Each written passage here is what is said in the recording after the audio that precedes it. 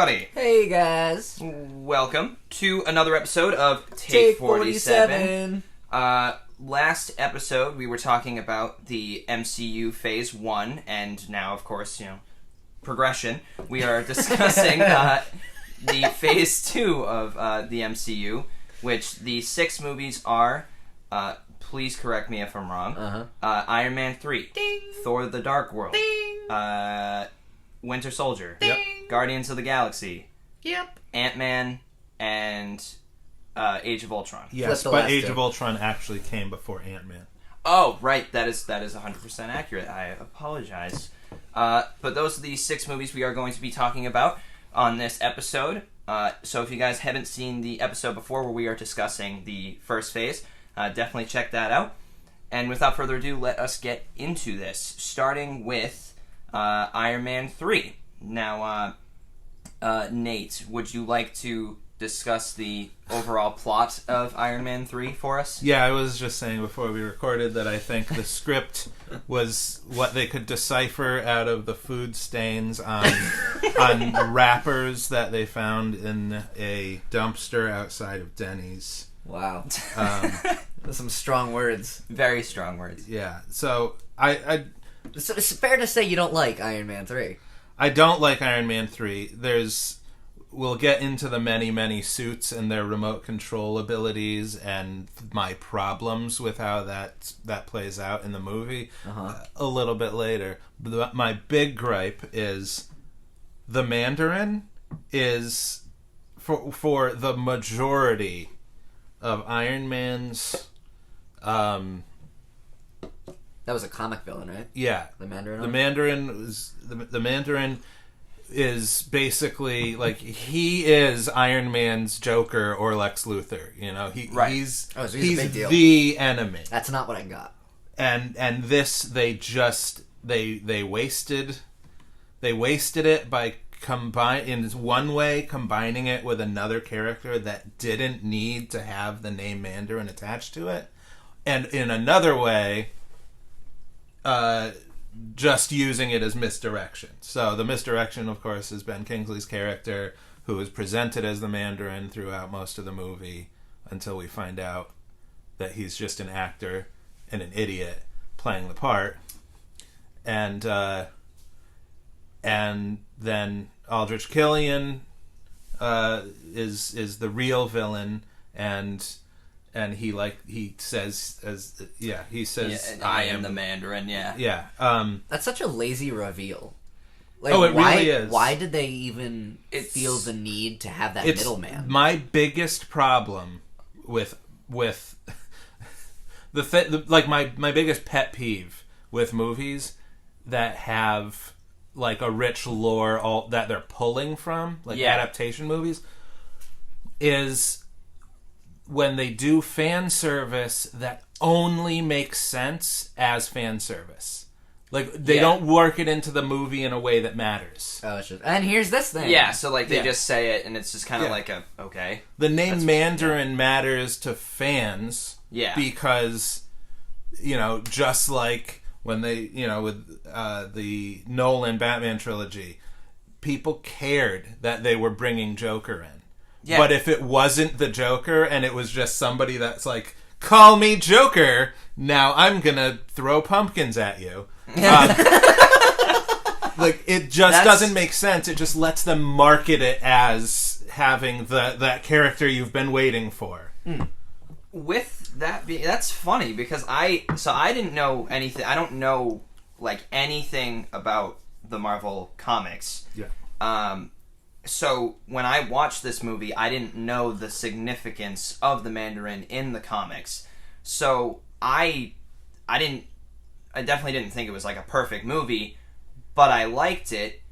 But now I absolutely understand why people were completely just annoyed about this reveal in the first place. Because even without me knowing anything about the comics in general, that reveal to me was annoying, but nowhere near the same amount of volume because I didn't you said, know the significance of the Mandalorian or anything, or Mandalorian. Mandarin. I knew it was going to happen. Mandarin, in general, But no, that is very annoying because there are things that I do really like in this movie.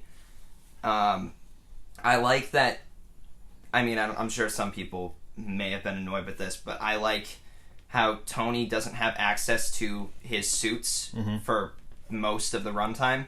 I like that he has to resort to using simple, everyday household items to start making gadgets and do what he does best. That is an interesting look on Tony. Paints him in a great light. Yeah, and I like the whole PTSD element that we were talking about before we started recording, where, absolutely, I would 100% believe that he has some trauma after going through a wormhole and bringing a nuclear bomb and seeing a bunch of aliens and knowing that you're basically defenseless against it, so he just does nothing but try to make, suits to try and protect the world, which of course ends up being the main plot of Ultron. Mm-hmm. Yeah. Build a suit of armor around the world. Yeah, and I think that's an interesting point on Tony's character arc.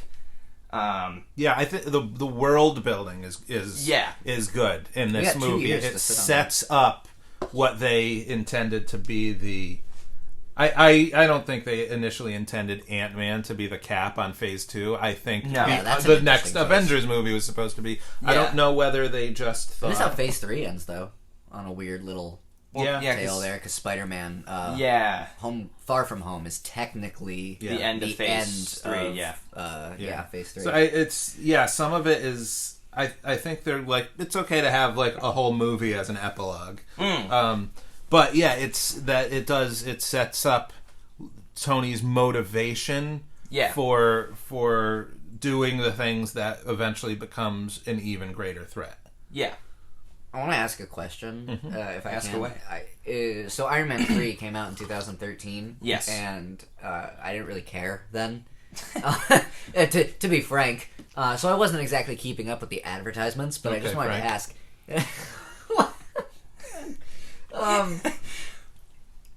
Did they advertise the Mandarin as... the Mandarin. Yeah, they were like the Mandarin. To believe that it was the comic villain, absolutely, all throughout. Yep. Okay, so and the big complaint. Wow, all right. The big complaint going into the movie before anybody saw it was, wow, you had to make the Mandarin white, and right, because with a name that racist, you'd at least expect the name's not that well. Actually, the name probably is.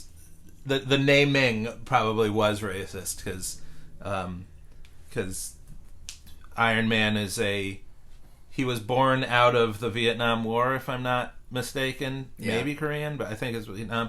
And then they just were like, okay, so like Asians are the enemy, right? And Mandarin is not Vietnamese, Chinese, but whatever. The Mandarin is a character that was born out of the casual racism that gave us things like Fu Manchu and Ming the Merciless in Flash Gordon, but has been updated with the times in the comic books.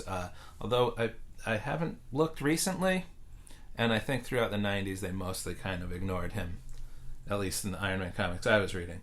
But anyway, Ben Kingsley being very threatening on camera was like half the advertising for this movie. And I thought it was effective in the movie as well, when all you see of the Mandarin is these videos, especially like there's the whole part where he's like, if the president picks up this phone, the hostage lives, and then right when he calls the phone, he just shoots him anyway. Yeah. And I was like, ooh. I was like, that's ooh. I felt that. That was cool. Yeah. But then the reveal just kind of takes all that and just...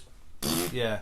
I hated it less than a lot of people I knew with the reveal, because I was like, who knows what they're going to do in the future. And actually, but you're later also on... a movie jerk. Right, yes. I can appreciate the good among the bad. But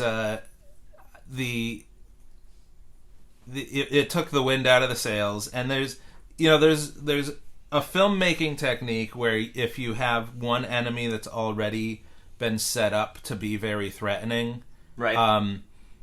then in like a previous movie, then you can have the new villain easily smack that guy down, and that sets him up as a bigger threat.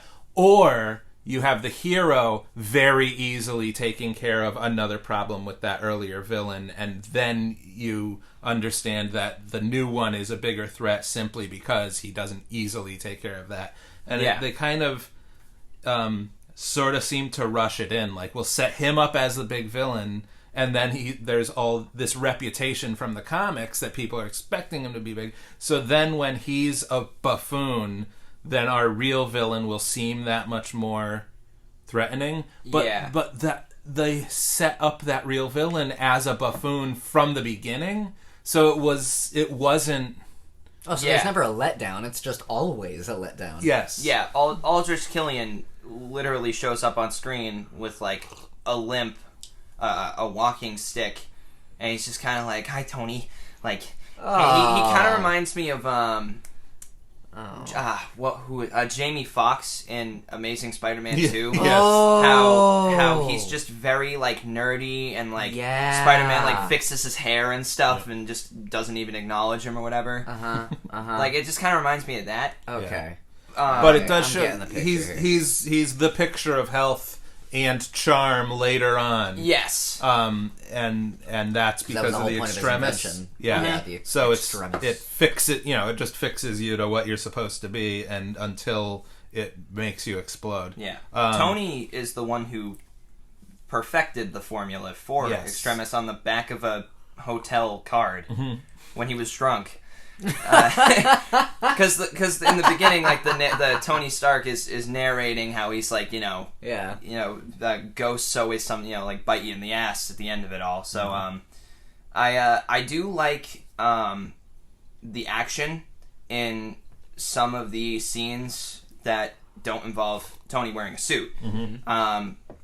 I also, the director of this movie, which I can't remember his name. Shane Black. Yes, thank you. He is the one who directed Upgrade.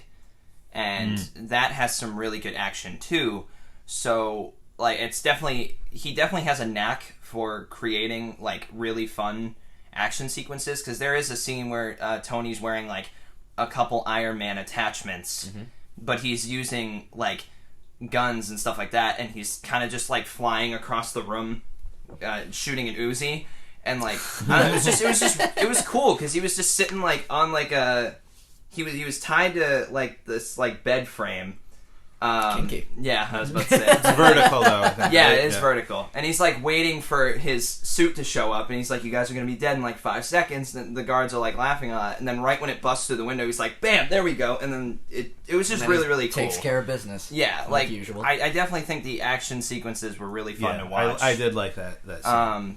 And I do also the part in this movie humor-wise that genuinely got me is like when Tony just kills everyone and that one guard is still alive and he looks at him and the guy immediately lifts up his arms and he goes, "Honestly, these people are weird, I just work here." And he just like and he lets him go and the guy just like runs out. I always wanted that guy to show up in a later movie as a major threat. You know, they could have just thrown him into Far From Home at that point because we'll touch on that movie when we get there, but all right. Have like the insert character here and suddenly they're a villain type thing. Yeah. But. All right. No. Now that we've talked about a really bad movie, no. Let's move on to an even worse movie. Not yet. I haven't talked about my big problem. Oh, what's your big problem? Go. Okay. I thought that's what. No. So in this movie, he's got like 100 suits. That is true. Like he's just got a weird high tech underground silo. Yeah. So every upgrade he's ever made, like it's all different suits, and then what did he call it? Like the dinner party protocol or something? Where it was like the housewarming party, protocol, something like that. House party probably. But anyway, he basically once the access to the suits is restored, because his access to the suits. Yes, because what happens in the movie is Doesn't he say to the Mandarin, like, on TV, he's like, hey, like, if you're coming after me, come after me. Like, yeah, he was like, I just decided you died, pal, and gave him his address and stuff yeah, like that. and then like, a helicopter shows up and shoots blows missiles up at yeah. his So house. then it collapses, and then he can't get to his suits that are underground, and eventually he can toward the end of the movie, so that he has to save the President of the United States, who is in the War Machine armor. Yes. That is painted to look like Captain America. It's been called the Iron Patriot in the comics, so he's like the War Machine armor is just painted blue with a white star on the chest, and the President is in it, except he's like trapped. He's held hostage. It's weird, but that is weird. It's very weird. So Tony's like, okay, I'm going to save him and fight off all these exploding guys with all my suits helping me, operating independently. I'd love to see Donald Trump reenact this. And, okay, but here's the problem. If you sneeze on one of these suits, it completely falls apart. That is For true. some Yeah, reason, the suits have no integrity if That he's is not very in them. true. And actually, even if he is in them, it becomes like a joke. Yeah, because he jumps between like 5 or 6 suits. He when has he's to fighting because they're Aldrich. falling apart Yeah. on him. So there's Somebody tissue just paper? slaps him, and they just it's just all the because they all like all the different pieces fly together to come onto him, and and so they just like fly apart if you if you bump into him. And is it at least cool where like he's fighting and a piece of his armor falls off and another piece comes on to patch it up? No. It's more like epic and... it's more like he bumps into a friend on the street and they pat his back like, "Hey, Tony," and his suit explodes off of him and he needs another one. Yeah, because the final fight. Yeah, because the final fight, he has to jump. He jumps off of like one of the ledges to get into a suit, and then like that suit's about to break, so he does like an emergency eject and goes to another suit, and then like he runs out of suits to use, and like there's even a punchline where he has one more suit left, and it's his prototype one. And he, like, holds his hand out to have it, be all badass and, like, hook up to him. And it, like, trips on a pebble. Oh, and it falls apart. And he goes, on. oops. Like, we're at the shot, I guess. Okay, And then at the end of it, he's like, "Pepper, you're right. I do have an addiction. I'm going to blow up every single one of these $1 billion suits." And he does. They just... Wow. They just explode. Wow. Yep. Okay, so... Well, that happened, I guess. Mm-hmm. But what I was going to ask was... what was I gonna say? Crap. Do they at least paint it as like, oh, well, he was inventing all of these while he was really depressed and stressed out of his mind, and so they're not nearly as good as like his A game suit? I would also honestly so they argue, had the opportunity to make this movie make sense, and they just didn't. Well, because Cool. if anything, it would just promote him or motivate him rather to work harder and make the suits even stronger. Because he literally says to Pepper, he goes, and nothing's been the same since New York. So he's just sitting here making these instruments of war to protect which he vowed Earth. never to do in the Yeah, in the first one, movie. his big character development is, I can't make weapons, but I can be a weapon.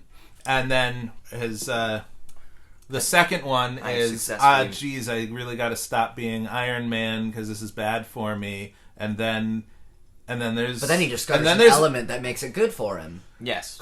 But then there's the alien threat, and then that makes him reevaluate his life choices. Yep. And then this movie is all about, like, oh, wow, being Iron Man's really bad for me. I need to stop being Iron Man. And he does... I think this is the one where they actually take out the... Yes, they take out the arc shrapnel. reactor. He doesn't have to use the arc reactor anymore, and he throws it off of the cliffside that his house used to be on.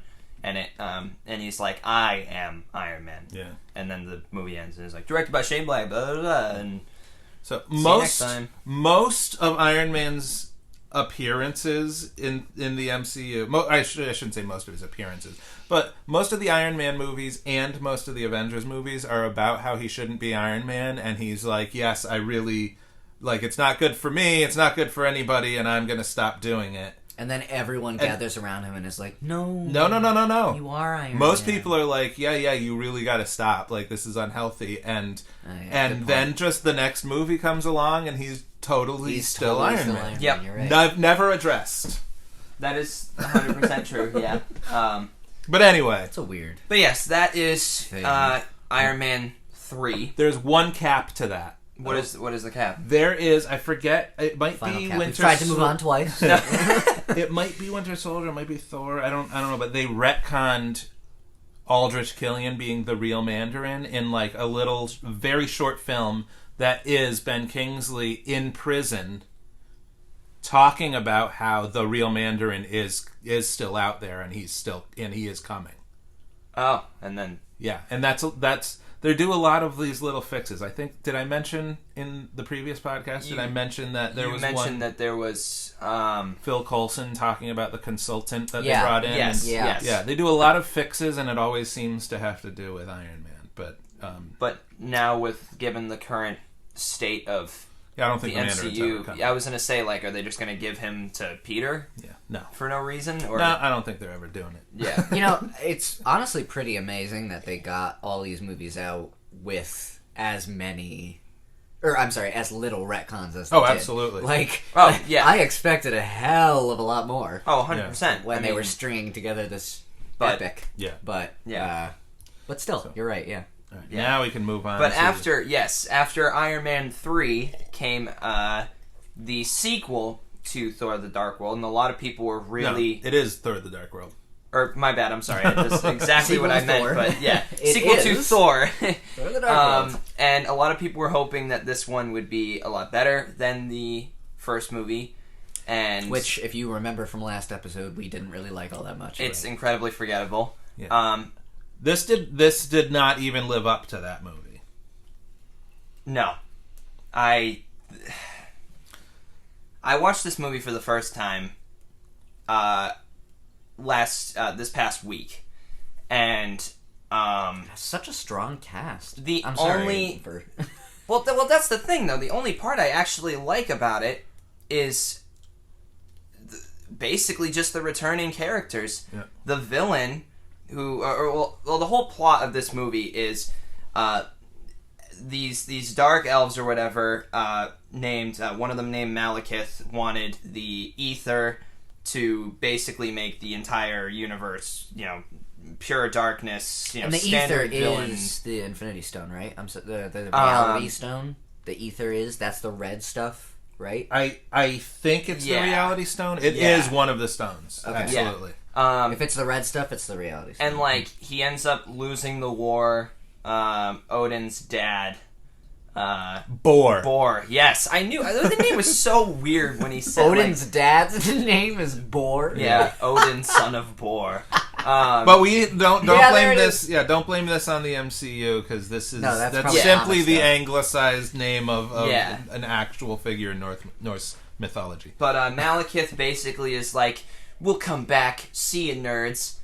Years and years later, Jane Foster ends up accidentally finding the ether and gets infected by it, and Malekith is like, oh wow, the ether's up, so I'm up. Now it's time to get this thing. And that's basically the plot of the whole movie. Right. I would be lying if I said that there weren't things I liked in this movie. Very few. Very, very few, granted. Every movie has its moments. You Um, can give it that. I personally really liked the way they handled how do you say her name? Frigga? Frigga. Frigga, Freya is actually Oh. equally acceptable pronunciation. The way her, or like every character's reaction to her death, I thought that Loki's was very effective. I thought that Thor and Loki being kind of united again because of her death, and all the situations that kind of revolved around that, I thought were effective. Everything else, main plot-wise, I think is very weak and extremely forgetful. So it's really like that one part that I genuinely thought was good. Let's talk about Thor's love life, because I thought that was going to be a huge, like, character aspect for him, is, like, this god falling in love on Earth. Yeah. And they kind of squashed it. Yeah, well, this one is... Natalie Portman wanted out. Is that what it was? Yeah. Natalie Portman wanted out. Yeah. Of course, now she's coming back, so... Yes. I was going to say, what a decision for her. Yeah. Yeah. That's almost as, like, yeesh, as John Krasinski Yeah. passing up Captain America. You know, it's funny. Idris Elba wanted out, and they're like, we need you a couple more times, though. And he said okay. Yes. I don't think... I'm glad he did. I like I just don't think they had Natalie Portman under contract for as many movies as they had him under. Oh, yeah. Yeah. I think it was like a movie by movie thing for her signing on, and with him, he probably signed the standard like 6-picture deal that everybody has been signing.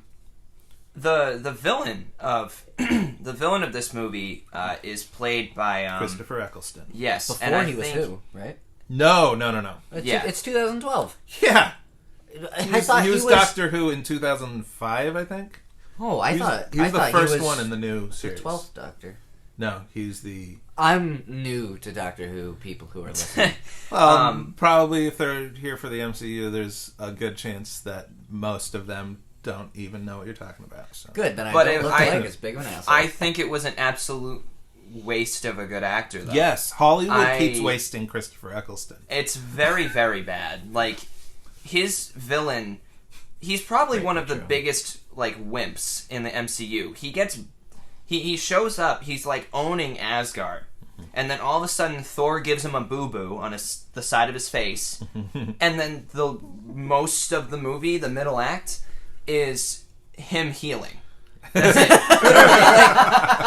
it. So you see the beginning, the big whole, like, oh, this guy's super evil, when he was fighting Thor. And then all of a sudden he comes back and it's like, oh man, he's going to have that same, like, I'm bad attitude. And then all of a sudden he's kind of doing it and you're like, oh, okay. And then right when he gets the side of his face burnt by Thor, he spends another, like, 25 minutes just in his ship healing. And they're like, don't worry, Master. You'll get him. It was like a Saturday cartoon. Where it's just like, you'll get him again. You'll have your chance. That's and even so the rest sad. of the movie, he really doesn't do anything. He throws Thor around like twice, and it's like, you can't stop me. Basic villain dialogue. And Thor's like, but I can though. And then he did. And he was gone. That's it. That was just the end of Malekith as a whole. Yep. Wow. Yeah. And it's. It very much reminds me of how they wasted Christopher Eccleston. It spent so much money to get him into the G.I. Joe movie. He played Destro. Oh Yeah, my gosh. yeah. You just pulled something out of the void of my memory that I haven't I saw that thought movie in about theaters when I was a kid, and I still didn't like so it. long. My grandfather, my grandfather and my mother and my grandmother, they used to pretty frequently go to movies, and my mother and grandmother wanted to see one movie, and my grandfather was like, I don't want to see that movie, so I'm going to go see this other one. Right. But he never knew what movies were out. He saw G.I. Joe and was like, I know that term from when I was in World War II, and he just went and saw G.I. Joe in theaters, and he was so pissed. He's like, what the fuck?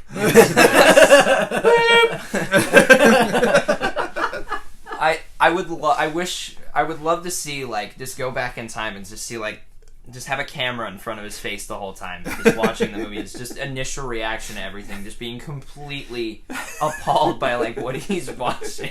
That's probably how my dad felt. I know I saw that movie with him, and I was like super happy afterwards because I was a kid. And Yeah, I just big saw a action movie, guns, ninjas, boom. And he was like, "No, Cole, that one was a bad one. We don't like that one." Yeah, I was like, you "Oh, why know." not? We had a fun day together." Yeah. And he's like, "That was a bad movie, kid. We will Sorry, never man. talk about that again. Like, but no, this movie, I really wish they just focused mainly on, because I feel like there is a good something here. It was a good premise for a movie. Yeah. Like the dynamic with Thor and Loki having to, like, kind of rebuild their their like bond, and then the death of their mom kind of pushing them into that scenario. Yeah. And then like having to go against his father and Asgard and basically just on the run. It's just like the first movie. It is a victim. Like this movie is a victim of Marvel not even understanding its own comics. Not even understanding like what they were making. Like they had one of the funniest. Like Chris Hemsworth has excellent comedic timing. Yes. And excellent delivery, and Thor is the only the only trilogy that's part of the MCU, only main. He's an A-list superhero. And Thor. Yeah. He's the only one that they didn't really lean into the humor and how ridiculous it all is, and it's the most ridiculous. They just saved it all for the third movie. Yeah, well, Taika Waititi showed up and was like, "Hi, you're stupid, and I know how this can be good." And they're he like, did. He only could because they're like, whatever. I mean, we know it's going to be a failure anyway, so yeah. Definitely I do want to ask you guys though: was the Aether, did they show it to be strong? Was it because it stopped Natalie Portman from getting rained on?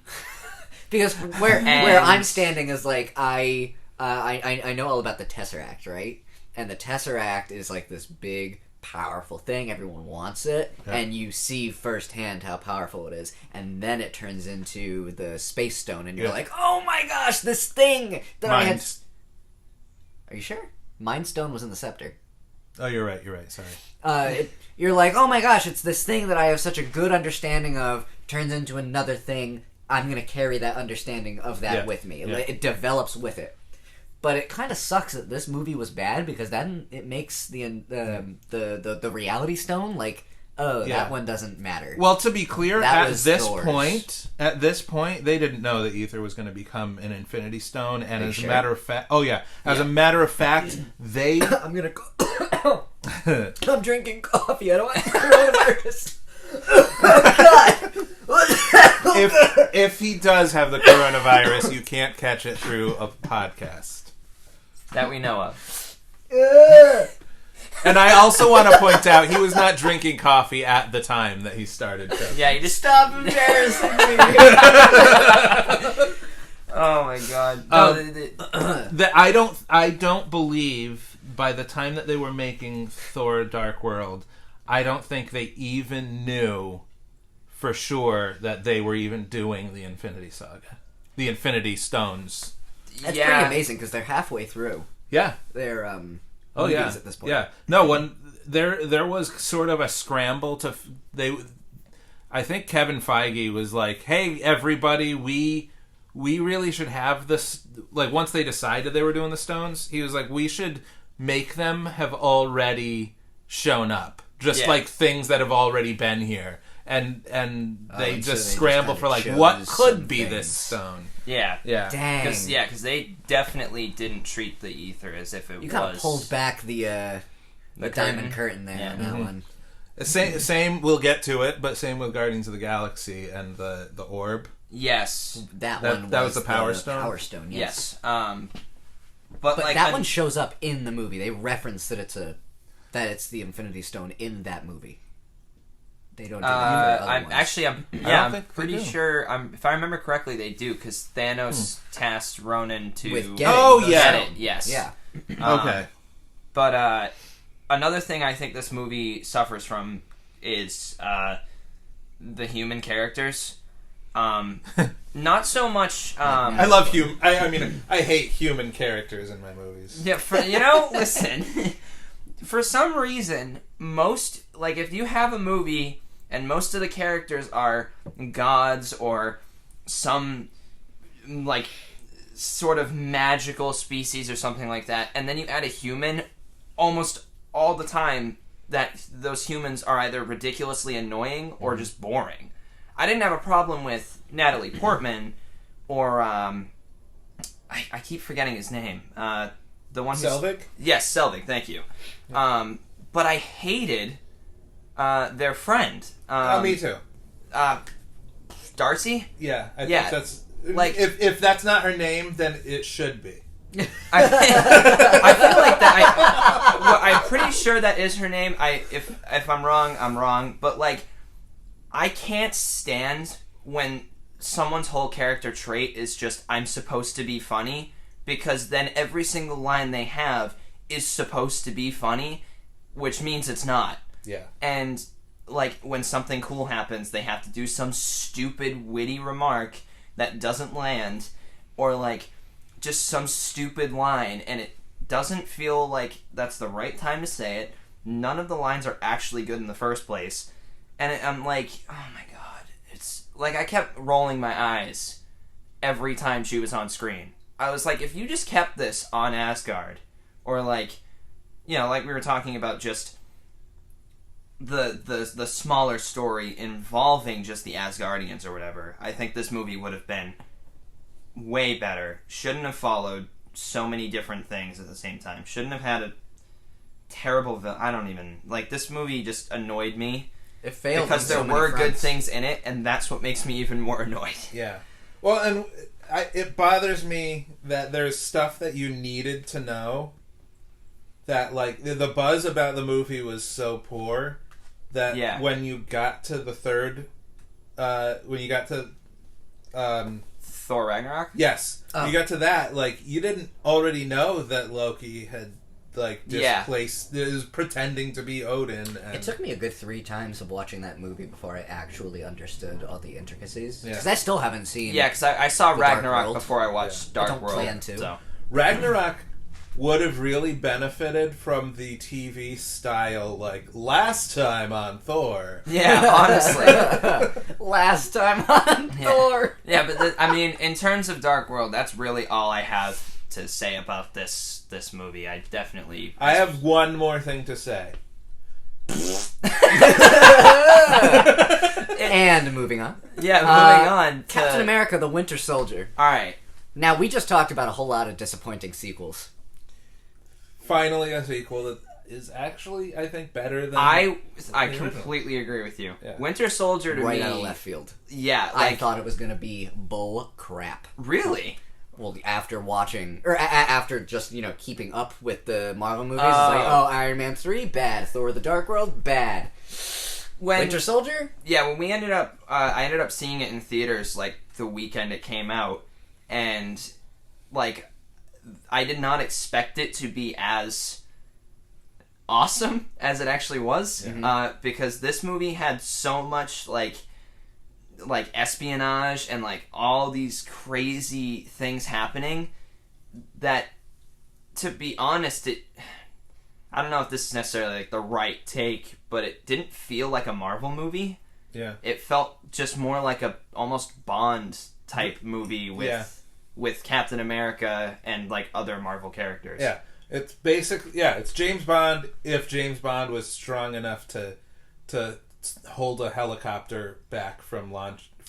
God, that was such a cool scene. Yeah. He just grabbed the... But that was in Civil War, though. Was it? Yeah, because that's when he's chasing Bucky out of the... You're right. But are you sure there was definitely a helicopter holding scene? No, he had... it doesn't matter. I was just saying he's strong enough to do it. So. No, he jumps on a Quinjet with his shield and starts doing backflips on it and, like, knocking out the engines with his shield in this one. Okay.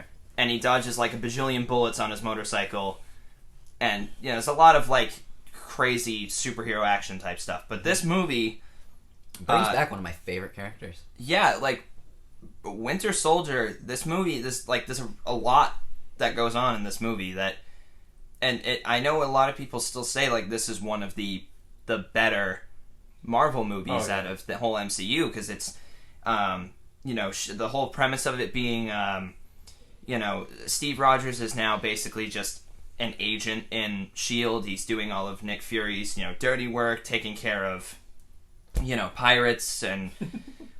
you know, the standard stuff, and Steve's starting to get sick of it, but then all of a sudden he gets a job that's like, you know, on foreign in foreign waters or whatever, and he's a little suspicious of it. Like, why is a SHIELD operative, there and all that stuff? And he starts kind of questioning things.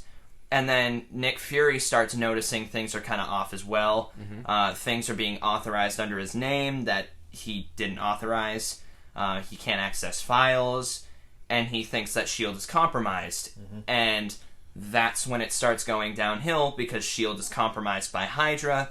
The Winter Soldier is tasked to eliminate, Captain America, Nick Fury, Black Widow, all these characters, and you find out as well that Winter Soldier happens to be Bucky, Steve's best friend from... Who we thought was dead! Exactly, from the first Avenger. And then the whole thing just plays out, and it's such a fun movie figuring out that SHIELD is compromised with the characters, especially... because I didn't expect that when I first saw the movie, when, like, Nick is in his SUV, and, there's a couple cops or whatever that are, like, tailing him, and he's, like, a little suspicious. He's like, okay, what's going on? And then all of a sudden, all of them start ganging up on him and trying to take him out. And, like, that whole action scene is super good. Isn't there just, like, a solid 20 seconds of gunfire, like, straight on Nick Fury's car? Yeah. Just like, oh, so he's dead. Yeah. Well, yeah, because there were a couple times you think he's dead. Because, like, when they tell you that he's dead. Well, yeah, yes. So, like, there's the part where, as, he thinks he gets away from the police, and then all of a sudden, his vision kind of comes back into focus, and he sees Winter Soldier on the other end, and Winter Soldier shoots a bomb under his SUV, and the whole thing explodes, and he rolls over and tumbles and all that stuff, and he gets away, and then, like, all of a sudden he gets shot, like, 5 or 6 times by a sniper, in Steve's apartment, and then, like, you think he's dead, and then he's not dead, and then just the whole movie just keeps playing, like Scarlet Witch, what the hell? I always do that, too, because her name's Scarlett Johansson. Yeah. Black Widow. Yeah. But, like, then Black Widow gets, like, shot in the arm by Bucky, and is, like, being chased down by him, so, like, the characters got beat up a lot in this movie, because even Steve gets shot a couple times towards the end of the movie, and, like, basically dead. Yeah. So it was really... The movie, for being a PG-13 movie, is also pretty violent for it being a Marvel movie. Yeah. Now, this movie also... It affected something that was very interesting, because they... After the first Avengers, they made... I think it was after the first Avengers. Maybe it was a little bit before, but... They made Agents of S.H.I.E.L.D. on ABC. Yeah. Yes. Right? Yes. And initially... and those shows in the movies, they, like, crossed paths, right? They were never about the same exact thing. Well, but that's they, the like, thing. Helped each other. Phil Coulson is the main character. Yeah. And initially, it was, this is totally set in the MCU. And then there came a point where, especially as there was the Netflix Marvel series coming into play, Kevin Feige had to say, like, none of the TV stuff, including Agents of S.H.I.E.L.D., is actually part of the MCU. But Agents of S.H.I.E.L.D. had a season or two of fully behaving like we are. This is Phil Coulson, the guy that died in the first Avengers movie, like, and he's brought back to life here. Yeah. So, Agents of S.H.I.E.L.D. for most of its run has basically operated like, okay, you don't want to keep track of our continuity, and you don't want things we do on the TV show to have to be, come into play in the movies. Cool. But as far as we're concerned, we are operating in that world. Okay. So everything that happened in Winter Soldier had a massive effect on that TV show. Oh, okay. Because it's S.H.I.E.L.D. Yeah. It's completely S.H.I.E.L.D. And suddenly S.H.I.E.L.D. is Hydra. Yeah. And they had to, like, completely change course for the TV show. And it was pretty cool. But I want to mention a moment that they were using the TV show to promote Winter Soldier. Oh, really? It was there was a commercial that's like, and there's going to be a special guest in this episode, and the special guest was they showed like a commercial of Nick Fury running from the police, but it was just. They just were showing a trailer for Winter Soldier. There wasn't a special guest in the episode. They were just like, okay, now during this episode, we're going to show a commercial for a movie. Okay. Oh, okay. And it really was just like where it wasn't like integrated into the episode. They just had a commercial break. Okay. But That's cool, I guess. yeah. But anyway, I thought what is it? Jed Whedon, Joss's brother. Joss Whedon, I thought. No. Joss never Whedon's mind. brother was the primary force for the show. And just, okay. He did a good job adapting to that. But yeah, This was also the first one that was directed by the Russo brothers. No, I believe that's correct. because That is it is. not correct. Oh, directors, yes. I'm sorry, I was looking at writers. I'm looking at it. Joe to me looked like I thought it was Anthony and the Russo. Yeah. No, this was actually written by the same people that wrote Thor: The Dark World. Directed by different people, though.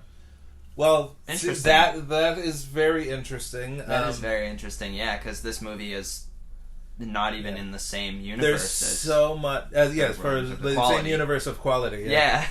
It's definitely in the same universe. Yes.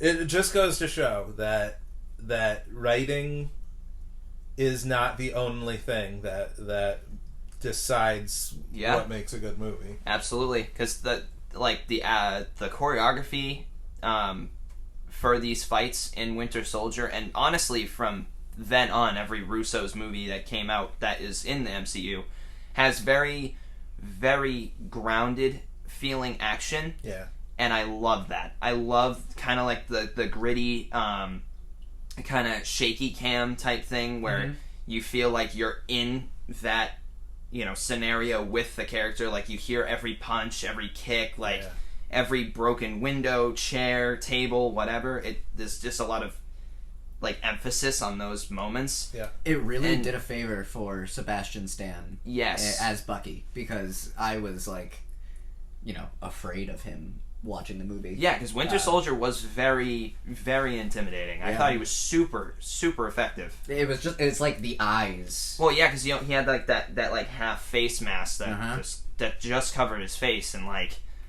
So yeah, props to him for being able to terrify me with just his eyes. Yeah, and then end good up job. being like a really cool character later on down the line in terms of like, oh, he's kind of a good guy now. Yeah. So But, like, obviously, yeah, we know that. We know now how his character arc ends. Did they do a good job of setting it up in Captain America: The Winter Soldier? in terms of like him becoming. What do you mean? Like, Okay, so spoiler for anyone that hasn't watched all of the. I think that goes for everything that we've said. But yeah, because Yeah, I'm saying future tense now because I'm saying that he becomes. I guess he doesn't become Captain America, but he he's works with the new Captain America now. Oh yeah, because of Falcon and Winter Soldier. Yeah. So I'm saying that like his character arc is done in the whole 3-phase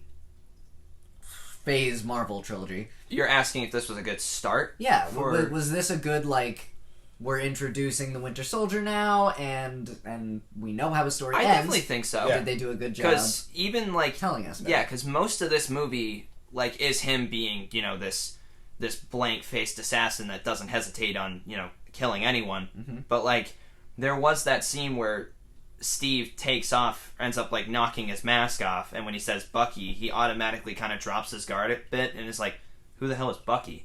And he ends up talking to the head of S.H.I.E.L.D. at the time, Alex Pierce or whatever, and he's like, that guy knew me. So they definitely threw hints of him kind of defecting in a way, or kind of breaking out of that Winter Soldier mold. Yeah. And of course that's built upon in Civil War, and so on and so forth. So I definitely think it's a good continuation of Bucky's arc and his transformation from Winter Soldier to good Winter Soldier. right. Slightly less evil Winter Soldier, I guess. Yeah.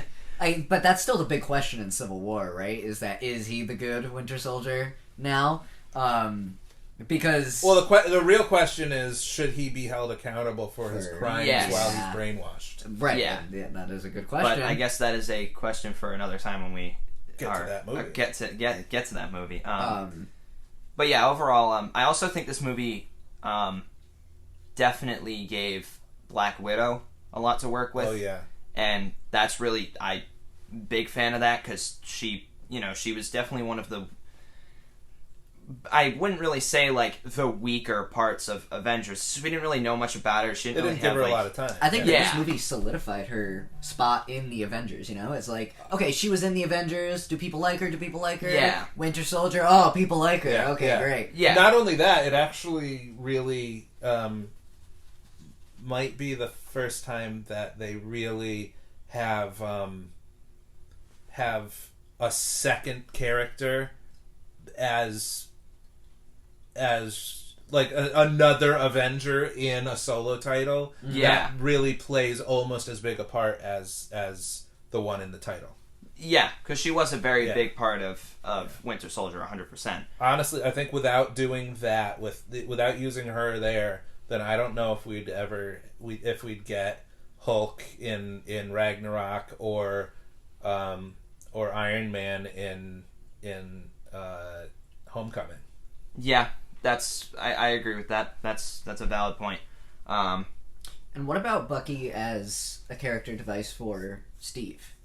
Because he serves as a reminder for what Steve lost, right? As like as a physical, like standing right next to you. This is because that is this my is past. the piece of like this is I can save some of what I thought I lost forever. Well, yeah, Yeah. especially since he has that scene with Peggy in Yep. this movie where she has, I think, was it dementia or Alzheimer's? Some what? I think she's old and she's forgetting. So Yeah, probably because dementia. like she completely forgets that she just had a conversation with Steve, while it's happening, which is pretty heartbreaking to watch, because he literally sits there and props to Chris Evans in this movie, and just being Captain America in general, but like his reaction to basically just Peggy was, because at the time he obviously didn't know that Bucky was still alive, but like this is like his last anchor from his time. Yeah. And like seeing her basically just fading away in front of his eyes was just very heartbreaking to watch. Mm-hmm. And he conveys that very, very well in the movie. So I absolutely commend the performances all around for every actor in this movie, because it was a very intense movie, well acted. The action sequences were super intense. And yeah, this remains one of my favorite MCU movies to date. So far. Captain America: The Winter Soldier ranks really well among us, yeah? Oh, yeah. absolutely. Oh, yeah, 100%. Perfect. Does anyone else have anything great to say about it before we move on? Or Nope. bad?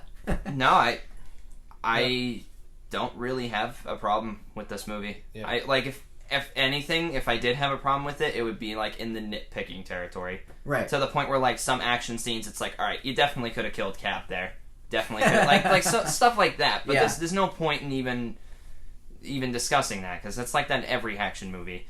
The hero dies like 5 times in any action movie, but you always turn that nitpick off unless it starts getting too extreme. But regardless, very, very good movie all around. Next time on Take 47, the Hulk and Black Widow type thing, the whole "hey big guy, sun's getting real low" garbage that they make fun of in Ragnarok, I thought was very stupid. Thanks for watching this week's episode of Take 47, and as always, we'll see you every Tuesday.